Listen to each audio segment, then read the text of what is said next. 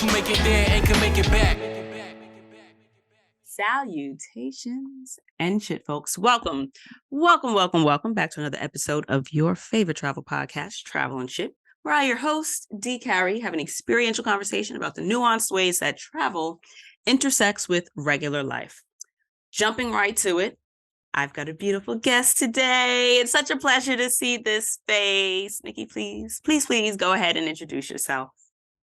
Yes, hi everybody. My name is Nicole Barnwell. I'm the president and founder of the HBCU Hub. We're a nonprofit organization that works with young people to help to expose them to HBCUs, help them actually gain enrollment and successfully transition to HBCUs.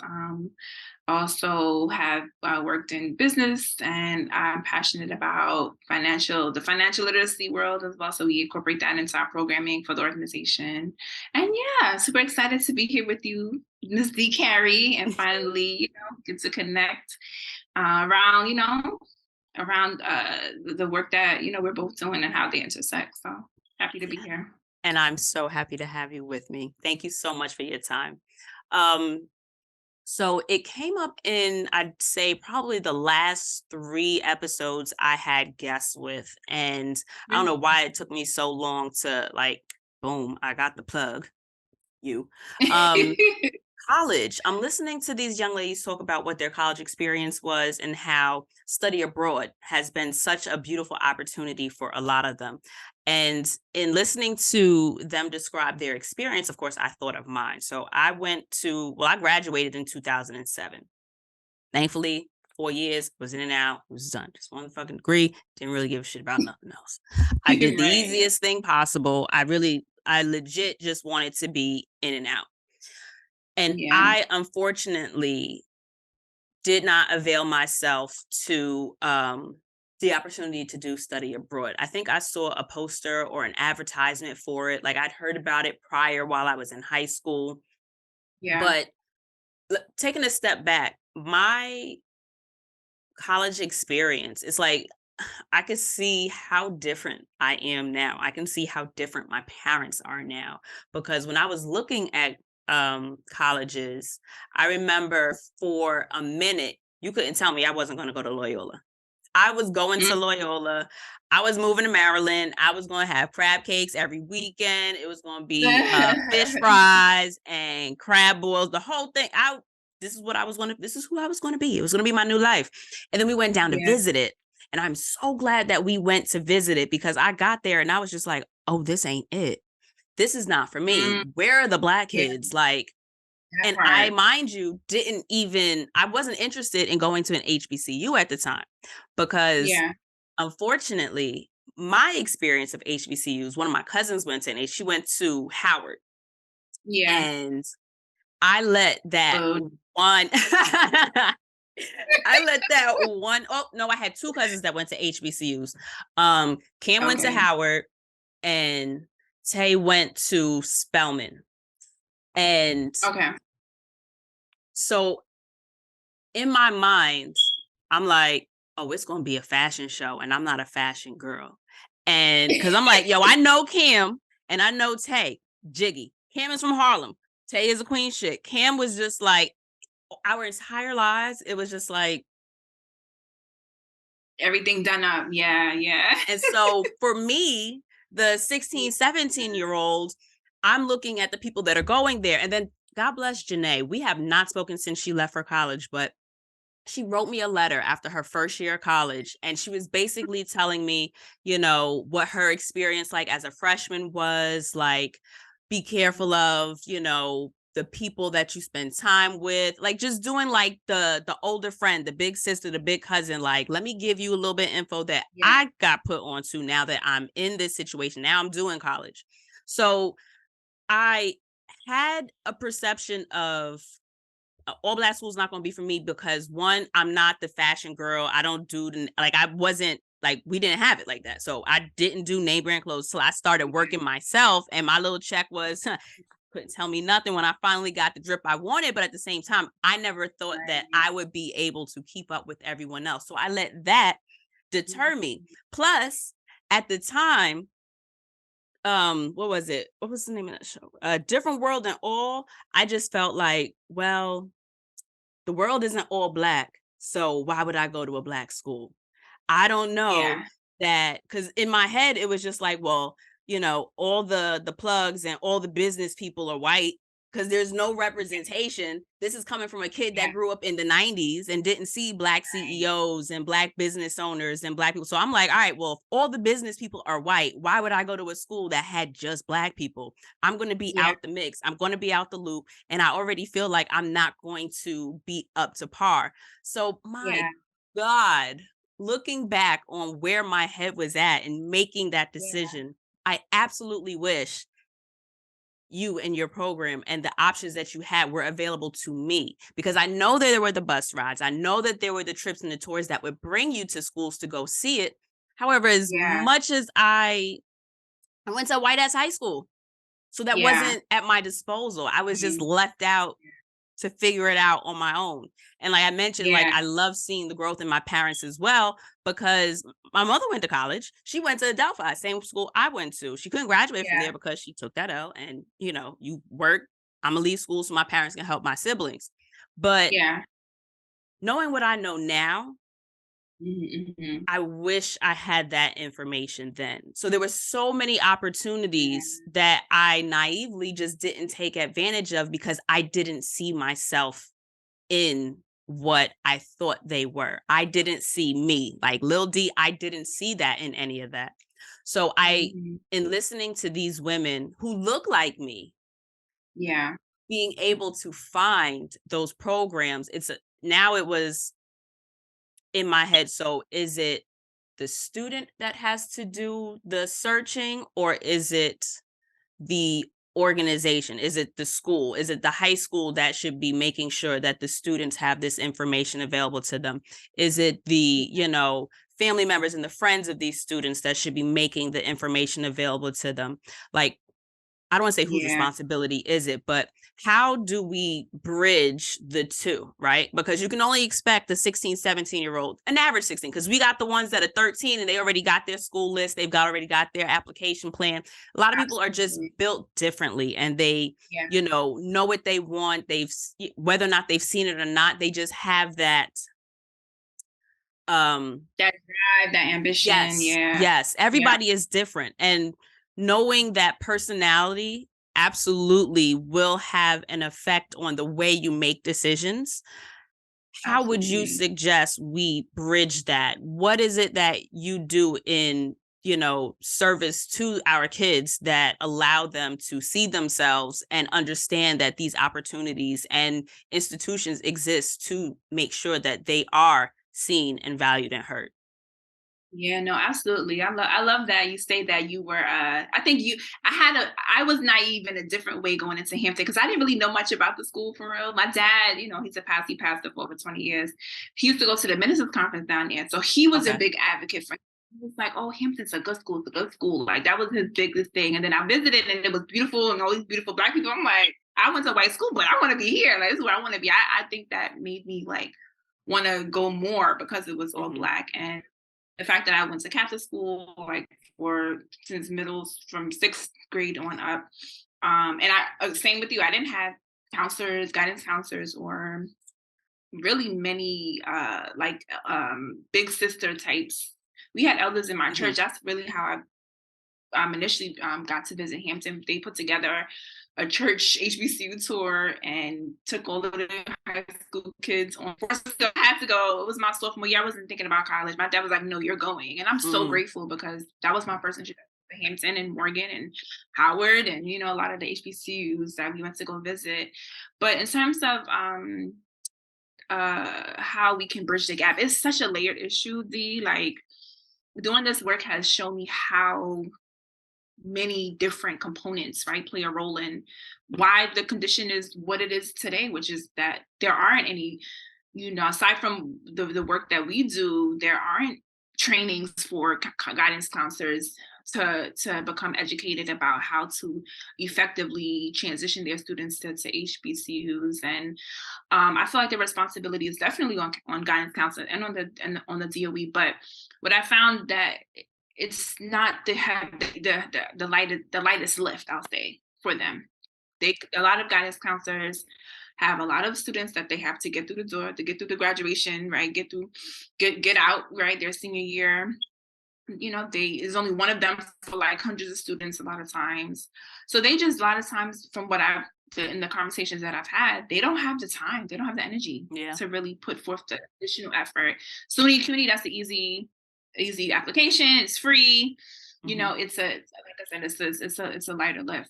When it comes to HBCUs, because there are 100 of them, there is no generally things have changed a little bit recently, but there's no centralized way of of applying for them aside from the Black College Common App. So for if anyone's watching, that Oh, is college has a parent that is that has or there's a parent out there that has a student who is currently going through the process.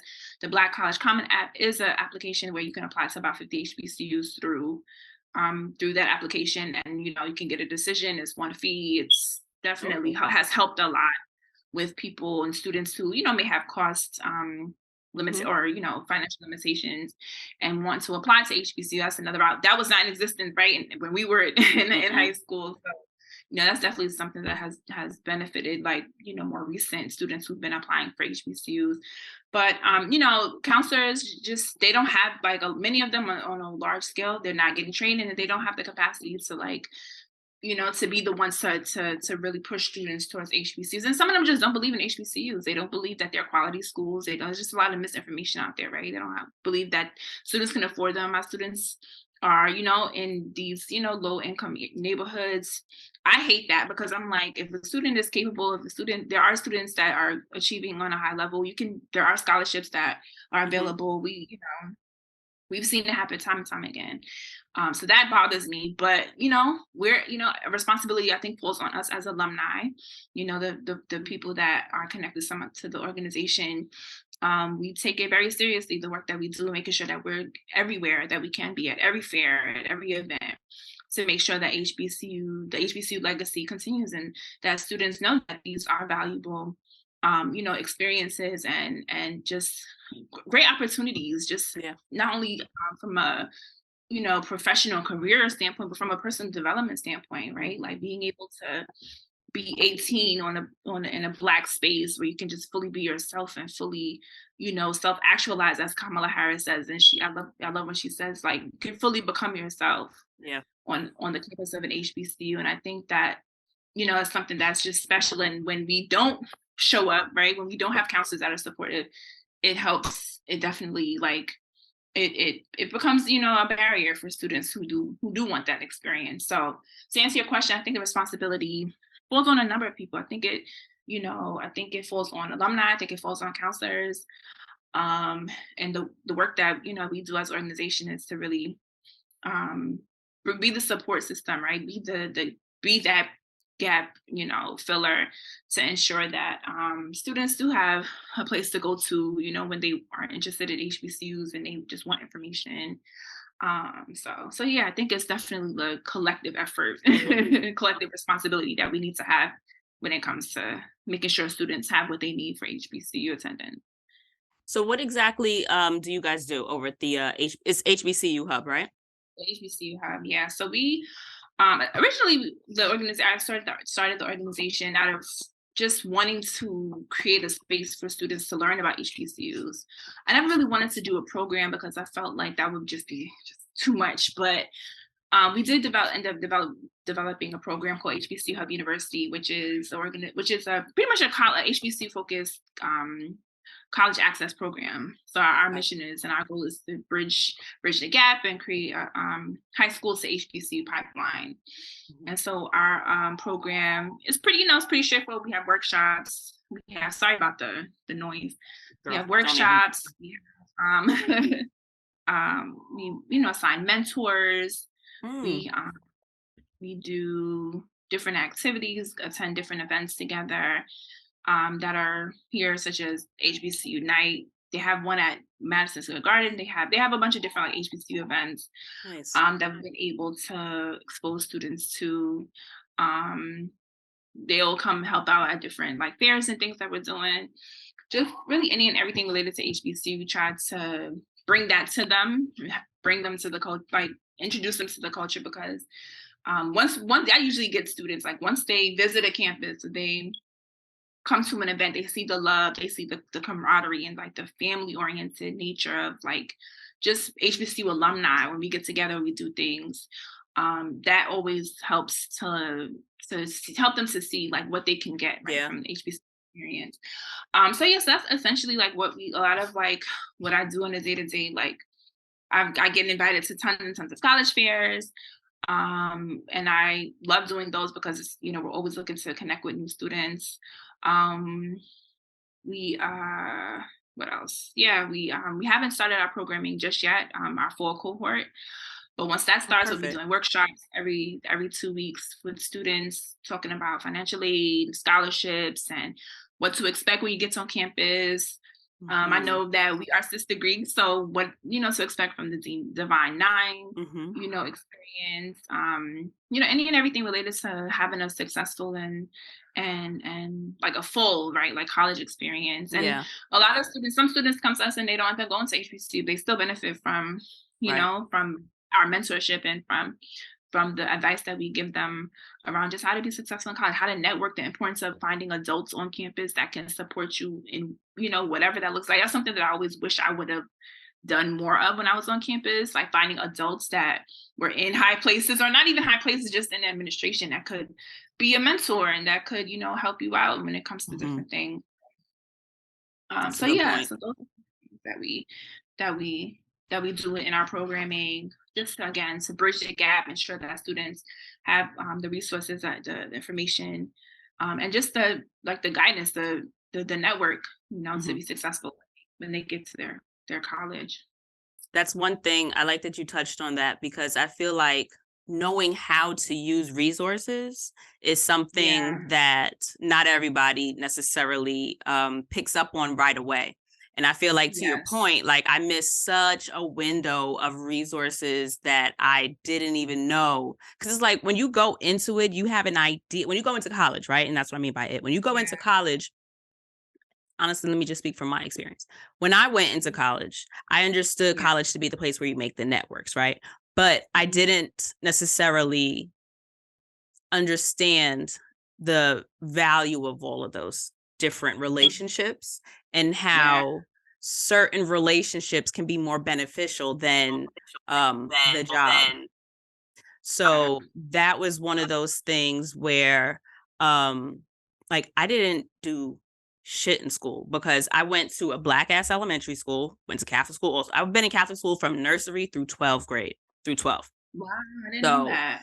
Always been in Catholic school, but elementary and junior high was a Black school. So I had that nurture, like my teachers mostly looked like me. I was surrounded by other Black kids. So I had a very Black ass what do you call it? Primary education. Yeah. By the time I got to high school, I was like one of maybe 5, 6 Black girls in my class. Now, granted, I had a small class. Like I went to all girls Catholic high school. So I graduated with like 68 girls. My freshman class was maybe 115. And then throughout the 4 years, a lot of girls just was like, fuck this all girl shit. Like, I'm not with it. Or my parents realized, my kid is not really doing what Catholic school money that I'm spending is really worth. So we're going to put that ass in public school. You really want a public school? Now you're going to get it. Right. So we graduated with a smaller class. And I was so active in high school. Like I did all the clubs, like I did it all. And then I don't know if it was just like burnout by then. By the time I got to college, I'm like, just tell me what my classes are. That's all I'm doing. And then I had like 3 fucking jobs because at this point, you know what I mean? Like I'd been working since I was like in high school, like probably before, because I always had like little side hustles and I was always a hustler. I always trying to get some coin. You know what I mean? Like it was just just to do something with myself, right? Just ideas and I'm gonna try this, or let me do this, or I can make money off of this. Y'all like this? All right, I'm gonna make some bookmarks or something. So I always had that spirit. But by the time I got to school, like to college, I was making money for nothing. I had no responsibilities. I was a contractor teaching dance class. I was making $30 an hour. At like that's lit. 22, 20. And I had not had a financial literacy course or a financial literacy class. So I had no fucking clue what to do with all of this money. And I Yeah. wish strongly that someone would have told me. I didn't fuck up with credit cards in college. I will say I'm glad that I didn't fuck up credit until I was in my first apartment and having to pay for life on my own in the middle of a recession. Because hello, 2008, but 2008 was right there hello, with you, girl. we lived a life already. This Yeah, man. this end millennial with the beginning millennials, baby. Yeah. We've We've been been through through a some lot things. a lot Yeah. of turmoil, feels like, in the Hmm. world. We've experienced so much. We really have. Yeah. But I wish that services and programs like that were I don't and then again it's to your point. I remember you said like your dad told you at 15, he was like, no, you're gonna go on the tour, Yeah. go see it. Yeah. I didn't have that. And so at this point, I would really like to be that big cousin. Like I know when I have like the college talk with my younger cousins, it's always if you can start paying them student loans down while you're in school. Don't let all that shit be interest when you get out. Because at this point, I done graduated. So 2007. Don't ask me to do the numbers, but it's been a time and I'm still paying fucking loans. So Yeah. that's one of the things that I wish I'd known. And I try to tell, the younger Yeah. kids that I talk to about it. A lot of them will ask about the sorority thing, and I do my best, give you the information I have, but it's like, I'm not active. You know what I mean? Like, I'm not financial. So it's like my Yeah. information is not the same. And then also, I'm an adult.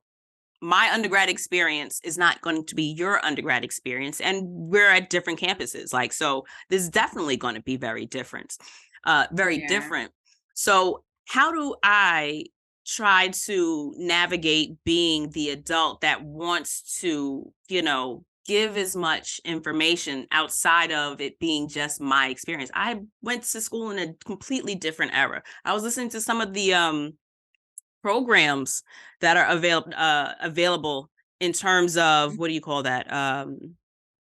Your majors, coursework, and all of that jazz. And just listening to, I had one young lady, Sojourner, she was telling me about one of the majors that she was doing. And I'm just like, and here I was thinking public relations was very fancy in, 2003. I'm trying to think. It was something about I think it was international social work or like just Okay. social, like my best friend is a social work and the two of us were like, oh, bitch, this could be an international job. I know. I thought we would just have to be, you were just relegated to, the different programs and services that you know about that are available in your state, whatever that state is. So there's so Yeah. many things. And it's just like, but she really struck me as she was a planner. You know what I mean? Like she was the type of person that was very willing to dive into looking things up and asking questions. She seemed to have a very good grasp of knowing how to use those resources, tapping on the Yeah. adults that have the information. So where would you Yeah. suggest that a student that is looking to start tap dancing around where they want to go to school, what's the right time window to start doing this? What types of websites or organizations should they be tapping into to get a feel for what school is going to be a good fit for them? And then also, what do you suggest kids think about in terms of knowing what like, how do you match a school to a personality, like finding where you're going to be taken care of? Yeah, no, absolutely. I get this question all the time, and I always invite and encourage students to first look within, right? Do your self discovery and figure out what is it that you want to do. Because until you really understand your path, or at least have a general idea of what you want to do, it doesn't make sense to look at schools, because your school's gonna need to match what you're interested in, your major, right? And so that's always, especially now, school is so expensive. It's an investment, a big investment. You don't want to just go to school and just figure it out. Like, you want to really have done the work ahead of time and as early as possible, and and like you were saying, like being involved in high school, and like that's part of self-discovery, right? Trying a bunch of different things, seeing what it is that you do well and that you feel like you would want to pursue, professionally. That's the first start, always, in terms of giving advice with, like, what are some of the early steps. as early as you can. Figure out what is it that you want to do, even if it's just in a general sense, right? Hmm. And then that'll match you up better, that'll put you in a better position to find a school that's aligned with that. Because that's really what, that's the name of the game. College is Right. stepping stone. It's the way for you to network. It's the way for you to be connected with different opportunities. So that when you graduate, you got, you have a Hmm. lot of different, options. And so that's my first thing. I think, like, to the travel conversation, visiting the schools is important. Right. Like you were saying, if you might have an idea of what a school is like from the pictures and the website and Instagram. When you get there, it may not be a good fit for you, right? You are a city girl at heart, but the schools in the country might be Good good for you, point. might not be. It's good to visit and to be present and experience the campus on your own, or whatever, whatever Hmm. the school, the institution environment is, and see, like, if it's, if it's a good fit, the culture of the school is something that, is something that's aligned with who you are as a person, in addition to your career goals, right? Because they could have the best program in the world, but if it's a white school and they, they're not inviting, and you really don't Hmm. feel comfortable, You none of don't that feel matters. seen. How are you going to You feel don't feel like you seen. can? Yeah. How can you be successful? You know what I mean? In your coursework, and in connecting with people who can potentially give you career opportunities if you don't feel comfortable and you don't, like I said, you don't feel Hmm. seen. So all of those things are extremely, extremely important. Things that I wish, honestly, that I had. I was like, I didn't like. I wish I was this aware or had this kind of like understanding, because I was just like, I really was kind of winging it. Like, apply for Hampton. Like, I applied for Hmm. Hampton and site admissions, the local alumni, like, had in the city at Columbia when I was a senior in high school. But my paperwork, they were like, "Oh, you're admitted," and that was it. Like, that was the end of my college Nice.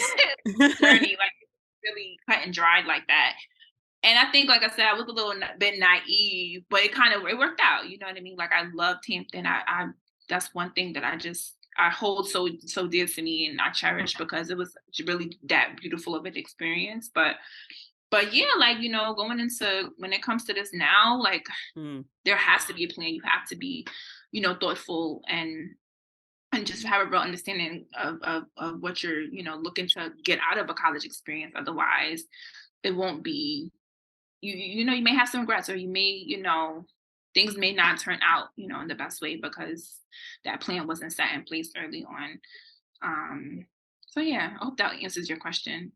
Yeah, that answered the one of them. What kind of resources would you suggest Yeah. In terms of resources, I would definitely stay other than connected to yourself? local college access organizations. So yeah, like the hub, definitely tap in with us. The hbchubs.org, for anybody that's out there that wants to know how to find us. Everything is there on our website. Do you guys do any Um, virtual work with students? Like if somebody is in Georgia.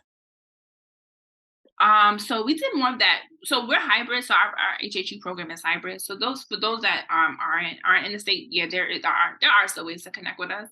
Okay. But we are, working to transition to be just, more in person than not, because, I'm sure everybody's zoomed out at this point. But yeah, no, we do work with students who aren't in New York.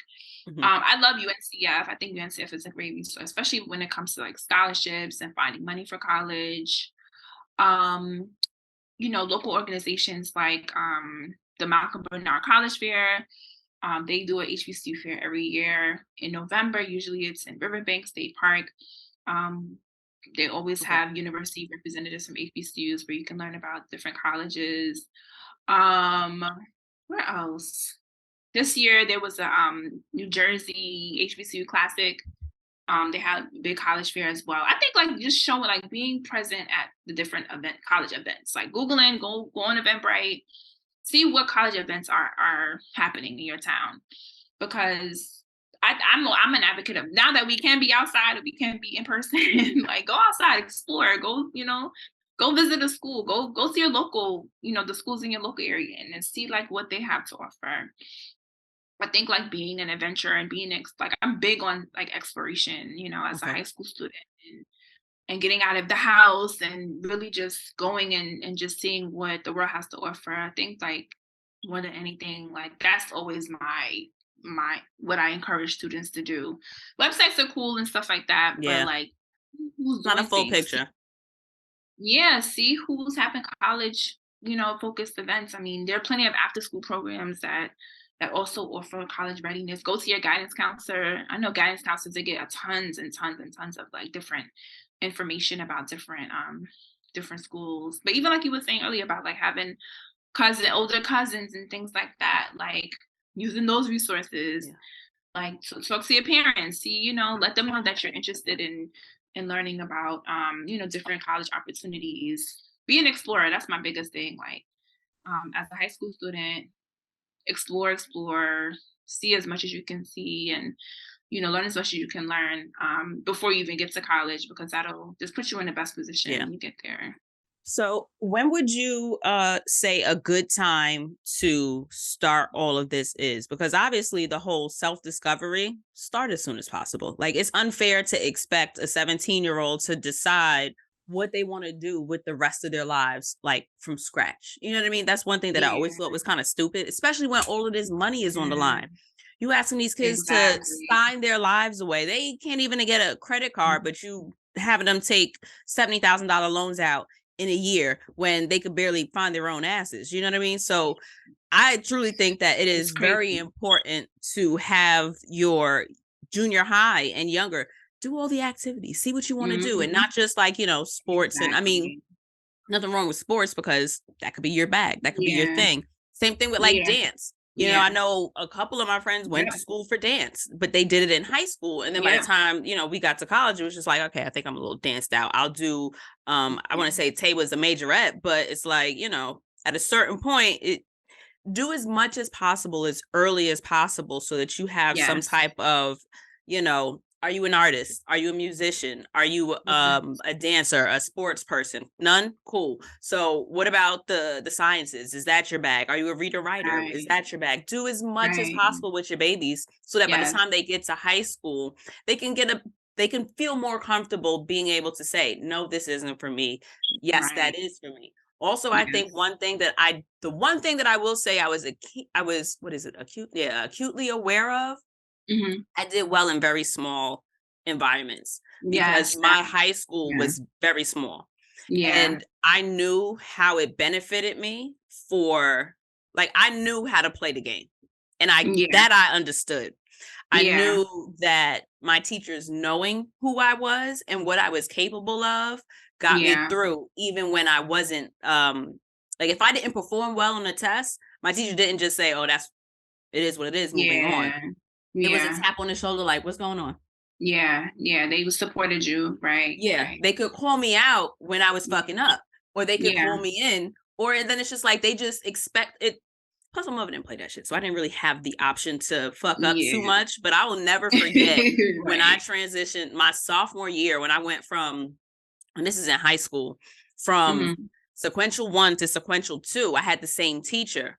And I did like all like 90s and A's or whatever in sequential 1, but I got to sequential 2 and I got an 85. And when I tell you, my teacher was so disappointed, like she was talking to my mom, like, I don't know what's going on with her. I cried. I was so disappointed that I disappointed everybody. So it was just like, I knew after that, it's just like, okay, no, these small environments work for me. So I didn't want to go to a huge university. Like, one of my best friends went to UNC. That wasn't going to work for me, because I'm like, I can't sit in a class with 1,000 kids. Somebody has to know who I am, so that it's like, because I knew my personality got me through a lot of shit. I'm like, come on, I know half of the shit that I submitted and did well on, I didn't try. So I'm just like, okay, y'all just fuck with me. Y'all gotta just like me, because which is how it is in life, man. And these jobs and stuff. Listen, having relationships will get you. I was smart. But then I'm just like, oh, I can't be that smart. But maybe I was. I don't know. But regardless to say, I knew that my teachers knowing who I was and being able to go up to a teacher. And I remember the first time I went up to a teacher and I was like, okay, so you must not understand me, because if you ask me, I failed accounting. I had no clue what the fuck I was doing. Somehow I passed. But I'm like, sir, I'm failing. He's like, no, you're not. And he's just like, no, you're not. And I'm like, do you know who I am? Because I don't know what I'm doing. So there's no way I'm passing. So Yeah. I would personally suggest get them babies figuring out all kinds of things early. Give Yes. them the opportunity to have a sense of self. Don't expect Yeah. that at 17 they're going to have done that work on their All of a own. sudden. You got to foster that in them and give them Absolutely. options. If they don't want to do something, it's not a matter of, oh, okay, yeah, you didn't like dancing this week, so you don't dance anymore. It's like, no, stick through it. Finish out the year. Yeah. But at the same time, okay, well, let's try something next year. When do you think is a good time for the kids to start visiting schools? When is a good time to start like working on your essays and your, what do you call those? Like scholarships, grant money? You know, when is the time to tap into looking for monies and looking at campuses?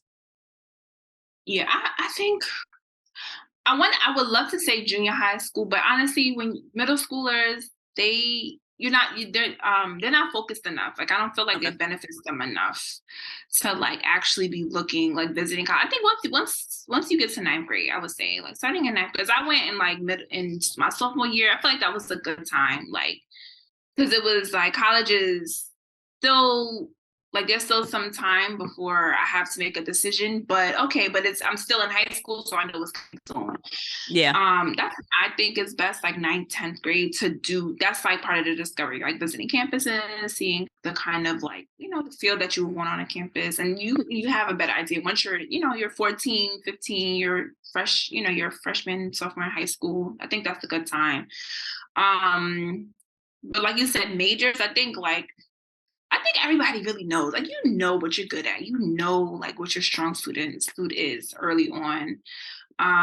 But yeah, I think like middle school, early high school, it's a good time to start like seeking out different majors. And I'm big on not only seeking out majors, but like do a program, like do a summer's session at Columbia that has like a engineering program. There's so many opportunities like that. Oh my gosh. And my goal is to do a lot better with sharing them out, because we get stuff like that all the time. There's actually a high school internship for the district attorney's office that like, what I mean? I know growing up, I never knew about it. I don't think it ever existed, or maybe it did. I just didn't know about it, So I think like that, like not only like, like maybe thinking about what you want to do, but like find opportunities to actually do those things to see if like, I want to maybe work in that type of, court environment, because you might go there and then you hate it. You're like, okay, now I definitely don't, I know that's not that's exactly what I don't want to do. So, I think that's equally as important too. Like you were saying before, like, yeah, it's good to understand your strengths, but also it's also helpful when okay, I definitely don't want that. Yeah. So you don't waste your time, doing things that you're ultimately not going to be interested in. That's how I learned not to be a doctor. I volunteered. I thought you couldn't tell me I wasn't going to be a doctor.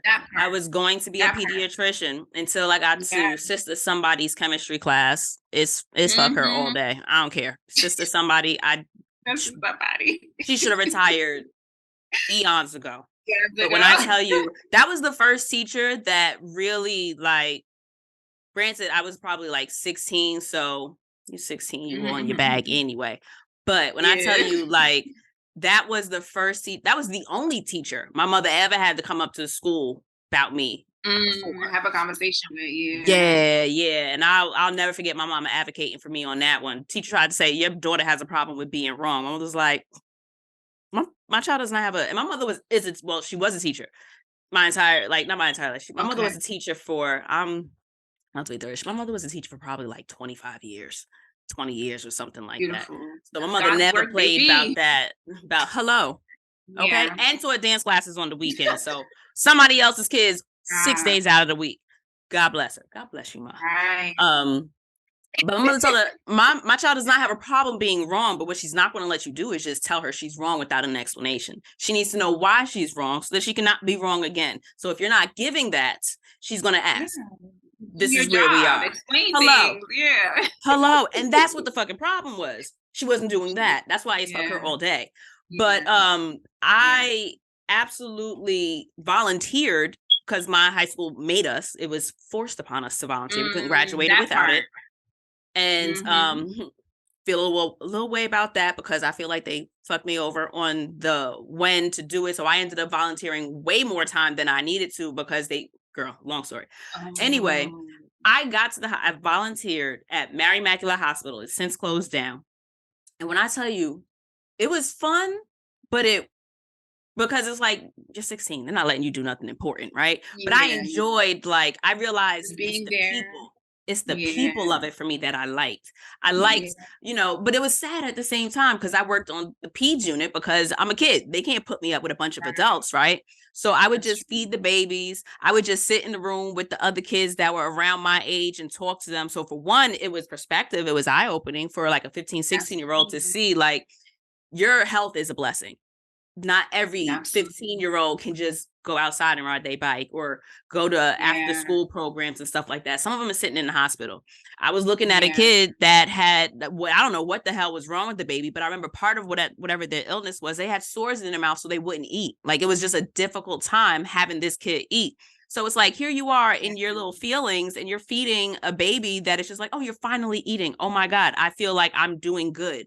So it's like of all the good that came out of volunteering, I think kind of forcing kids to volunteer can be very beneficial. But then I remember seeing this girl with her head in a book. And when I tell you the book weighed what I weighed at the time, had to be, I was probably like 115 pounds soaking wet. But I'm looking at this book and she looked so fucking miserable. And when I saw it, I was just like, that's not going to be me. I don't want to do high school now. She was one of those what do you call the people that go like doing clinicals or something like that. I could tell she wasn't like, I knew she wasn't one of like our doctors on the floor. She was one of those like a students. Student? Yes. And I was looking at her just in this book and I'm just like, oh, I ain't never reading a book that big. I'm not doing it. and in that moment I knew I was never going to be a doctor. And it was just like, I didn't know that until I saw it. No. Otherwise, I would have gone to school. I would have done all undergrad and then probably started a pre-med program to be like, fuck this. I didn't want to do 4 years of high school, let alone another 4 years of college. I'm like, well, I got to go to college. Girl, I ain't going to do that. Like my mother wasn't playing. You got to go. So knowing what you don't want also it's another really good point. But again, explore. You got to get out there and experience those things. You got to because another thing, and I didn't want to forget to bring it up, you had mentioned it earlier. When doing those college tours, look and see where schools is at. Because I don't know. I remember one of my homegirls in school was like, yeah, I want to go to Oberlin, which is like in the middle of Ohio someplace. And I'm like, girl, it's in Ohio. Don't they got like more than corn in Ohio? City girl. I was like, what Ohio got? Like, why would you go to Ohio for school? Like, we got the entire Eastern Seaboard and California, but you're stopping at Ohio. Seems a little precarious, girl. Do you? But yeah, those neighborhoods matter because I would not as like now I ain't a parent now, but I'm thinking like, okay, now I think more from the parents' perspective as opposed from the kids. And I'm like, I would be beside myself if I let my kid go to an area where there are no Black people or it's a very racist area. You end up in these schools. Like one of my cousins went to Ole Miss. And I'm like, I don't know if I would want my child in school in Mississippi.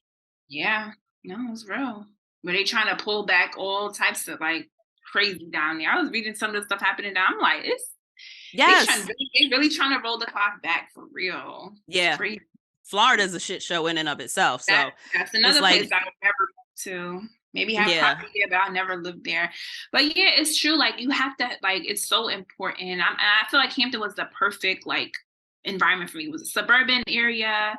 I was coming from the city. There were certain things that frustrated me about not being able to get on the bus and the train like how I was used to. But, I think it was like the perfect setting. It was calm enough where I could I could just be felt comfortable enough to be yourself and not worry about the adult life part of it. You got to be a young person coming into themselves without having to navigate, like, if I go off campus, can I only go but so far off campus because it's not safe for me? I can be a kid and be like, oh, my friends are having a party at this school or this house has a party here and we going. The rest we talk, okay, walking around in the middle of the night, hopping in random people's cars.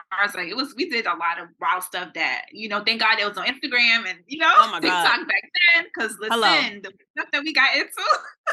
Right. It And was that's what you a want lot, to know your kid is safe. Safe is Yeah, subjective, relative. but right. Mhm. But at the same time, it's just like visiting these neighborhoods and communities where these schools are, actually going out there and seeing, do you feel comfortable enough to go out and experience life? You know what I mean? Those things matter. And I did not, those weren't things that I thought about. They weren't Yeah. at all. And I think that now with organizations such as yourself, and also with social media just being what it is, just the connectivity in and the community of being able to share experiences, a lot of kids now are more aware of what their options are. They're more aware of what surrounding area, and also technology. Technology is here now. We could Google and spread Listen. open the map and see who all out there. They're catching Ubers. I'm like, I wish we had Uber and Uber and Lyft. Like you just call the cab. Like we was really, it was ghetto. It was like Yes. you couldn't get around like that unless you had a big brother, big sister that was available to it was tough. So they have it so easy now. You can Uber Eats food too. Like we were like, Hello. I had to get up and walk to the comments, the shit. And I was the only one of my friends that had a car. On the food, you gotta go get it. Shit. And then they closed at certain hours. So the spot where the niggas would make actual, like, I knew who to get the steak sandwich from, who not to get the steak sandwich from. I knew at what hours not to order certain food. I know who to fuck with what foods and what. So it's like, you got to navigate all of those things. And I was you really the only had one to of my friends that had a car. So it was just like so much that I didn't want to do because I knew I'd be the designated driver. No, I'm not going to a party at Stony Brook because I'm not driving. So I'm going to stay here. Y'all have a good time. Buffalo, bitch, what? No, I'm not going to no Buffalo party. Fuck it. I gotta work. That was another reason why I had 3 dogs. I always had a reason to work. What do you suggest for kids to do about like once they choose a school, they get there?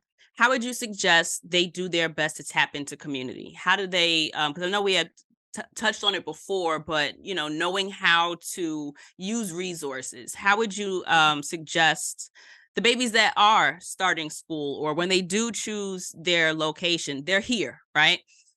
Part of that transition, and that's another part of travel, it's just like you're now not the high school kid anymore. Now you're the young adult that is, you're responsible for a lot of things on your own in high school, and then also everyone's living and life situations are a little bit different. Some people step into that role much sooner than others, but for those that end up kind of walking into that towards college, that is I don't want to say, because we all know, those of us that are traveling ship regulars, travel is so much more than vacation.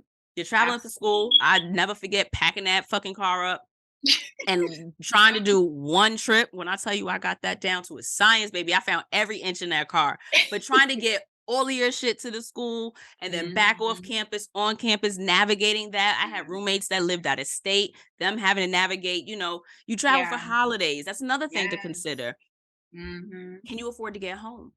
That part. Can you get that? Can you be up in 3 a.m. get that? You know what I mean? That $100 flight. Okay. Can you afford the $100 flight? Like, $100 flights weren't a thing at like they are now in 2006. You know what I mean? So it's like, do you want to take a 22-hour bus ride to your home state, or do you have a reliable car? Like you only 3 states away, but can you get there safely? Is there going to be transportation? Like the things that your parents, like, campus things and different events or activities that you may want your people to pull up to. Can your friends and family do that? Like those are also things to consider. Like when you're choosing your school, what type of daughter or son are you? Do you need to be able to see your mom and dad? Do you need to be able to see your siblings? So consider like, can they get to you? Or can you get to them? Those types of things. Those are big. Yeah, those are, especially at HBCU when they're always doing stuff for parents. I'm sure maybe most colleges that have like the students that live on campus, they're doing stuff for parents. It's homecoming. There's Adelphi ain't. Spring. No. There's Spring Fest. There's, commence. We have the Founders Day. From if your parent is a part of an organization, there's those anniversaries, significant. So there's always stuff happening on HBCU campus. So that was a thing for me too. I always said I never wanted to go further than Virginia. I'm like, That's Okay. like far enough for me to be able to do Yeah. my thing, but still get home quick, you know? And I used to Hmm. be on that, man, I used to be on that road. Okay. When I got my car sophomore year, my dad made it happen for me. Even though we weren't supposed to have cars on campus, but he, he doing using his network, his preaching network, he I hear connected that. that was Come able on, to pops. hook me up, Appreciate the dads find with me the a place to cars. park. And so yeah, like that's a huge consideration. But like speaking to like how as someone that's new on a college campus, like how do you navigate? My biggest thing, join organizations. That's been something that I've held even after graduation, and how I connect with it. I'm able to build connections with people. Join organizations. I mean, I wish I would have done more of that early on. I did it later, but I Hmm. wish I would have done more of that as soon as I got to Hampton, because especially on a HBCU campus, and I think that's one of the things that makes a HBCU campus so special. There's so many organizations catered to our experience, right? Hmm. I was able to be part of the National Association of Black Accountants, the Wow. student chapter. There was the Black Marketers Association. It was the National Association of Black Journalists in Hampton, the student chapter. And so or just even just the student government. Like I really wish I would have Right. been a student leader when I was at Hampton's campus, because again, having that access to people, because that was probably one of the largest like student organizations on campus, the student leader program. And just like being able to be a campus leader, and like just being exposed to things that you're just not going to be exposed to have just going to class every day, you know what I Yeah. mean? So that's one of my biggest things.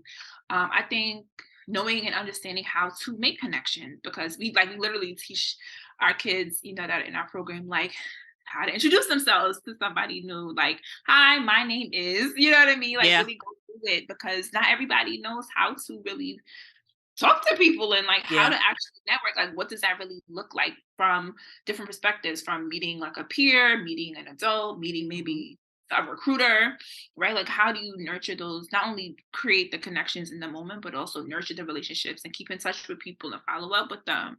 Yeah. All of those things are super, all those little small skill sets that are big skill sets, really matter, when you're entering any new environment. I think like you were saying, that applies to travel, just in Yeah. general. Like, how do you cultivate Cool. relationships, Open your when mouth. you're in another country? I mean, those are transferable skills, you know? Yes. Yes. But yeah, my thing is like understanding how to just have conversations, how to nurture relationships, and join organizations. Those are where the people are going to be, where you can, Hmm. be able to make those connections with. So So that's my where can the people find you? Where can we access the HBCU Hub so that we, especially New Yorkers, because I know that you said that you're focusing more on doing in-person events. So yeah. especially to the New Yorkers, but then also for people that are out of state, I know that I'm sure you have listed resources, and information is information, right? So even if you're not able to access make yourself accessible to the in-person aspect of it, I'm sure that there's going to be information that you can transfer or look for in your own community or neighborhood, at least the title of a type of like a program, or for example, Right. what's a program or what's something that you do in person. In terms of what, like our workshops, in terms of Yeah, like just a workshop in general. oh, like yeah, like I was saying, like financial aid or whatever, like a Okay. FAFSA workshop, something like that. Yeah, you You could can find. Google what that is. Look at the offerings that Nicole offers with the HBCU Hub. And if you can't get to New York to do that, you've at least been able to see, okay, these are at the disposal to children, well, young people, excuse me, y'all, going into college. Yeah, Let me look for that where I am. So where yeah, can we find you and the programs and the awesome resources that you have available? yeah. So like I mentioned earlier, our website is www.thehbcuhub.org. We're on Facebook, and on our website you can find all of our social media Yeah. handles. But we're also the HBCU Hub NYC on Instagram, the HBCU Hub on Facebook, and HBCU Hub on Twitter. We don't really tweet that much, but we're working on that. And in terms of resources, we have like a group chat where we throw tons and tons of information about different scholarships and different programs and different opportunities, different events, in our group chat. So if you go into we also have a mailing list, of course. We have a newsletter that we send out on a regular basis that also shares out, different opportunities, Hmm. different events. We really hit like all of the different, from alumni to students. Yeah. You know, Nice. we have that as well. But yeah, like for students, definitely tap in with us. You can pre-register. We have a rolling pre-registration on our website, so you can legit go to the website and say, you know, you want to pre-register for our HHU program, and then that'll put you in our communication channels for when we have events, or you know, we do our mailing list, or when we start our programming. So yeah, so those are the best ways to reach out to us, for sure. Thank you, my dear. And Yeah. thank you so much for your time and for your expertise. I've loved catching up with you. And please get them babies into who they are, so that when it comes time for them to show the world who they are, they can do it 10 toes down and with a full chest. All right, y'all. So thanks for joining us this week, and we'll see y'all the next time. Bye, y'all.